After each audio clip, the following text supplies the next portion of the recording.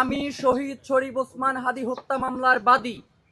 মামলার তদন্তের ব্যাপারে আমাকে কোনোভাবে আপডেট জানানো হচ্ছে না। আমার কাছে মামলা সংক্রান্ত যেই গুরুত্বপূর্ণ তথ্যগুলো রয়েছে সেগুলো আমাকে জানানো হচ্ছে না। আমি আশঙ্কা করছি কোনো কোনো ক্ষেত্রে আমার স্বাক্ষর নকলও করা হতে পারে। আপনাদের মাধ্যমে আমি জানাতে চাই, শহীদ ওসমান হাদী হত্যা মামলার ব্যাপারে আমাকে যদি সার্বক্ষণিক আপডেটে না রাখা হয়, আমি আদালতে বলে এসেছি যে আমি আর কোনো জায়গায় স্বাক্ষর করব না। ভাইরা, যুক্তরাষ্ট্রের এক নম্বর জিম চেইন গোল্ড জিম এখন আবারও বাংলাদেশে বসুন্ধরা আবাসিক এলাকা ও বসুন্ধরা সিটি শপিং মলে।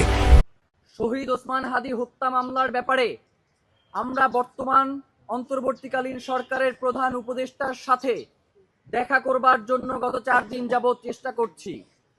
আমাদের কাছে এমন কোনো ওয়ে নাই যেই ওয়েতে আমরা চেষ্টা করি নাই। আপনাদের মাধ্যমে আমরা জানতে চাই যে কারে ধরলে ডক্টর মোহাম্মদ ইউনূসের একটা অ্যাপয়েন্টমেন্ট পাওয়া যাবে।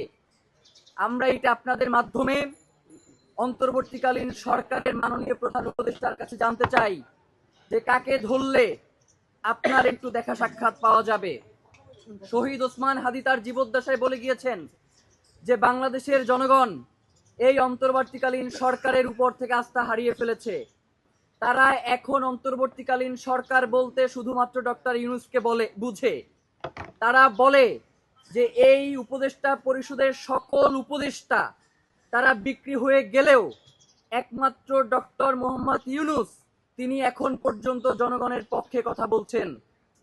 তো সেই ডক্টর মোহাম্মদ ইউনূস যদি জনগণের সরকার হয়ে থাকেন, তাহলে গত 4 দিন ধরে আমরা বিভিন্নভাবে যোগাযোগ করেও কেন তার সাক্ষাৎটা পাচ্ছি না আমরা জানতে চাই।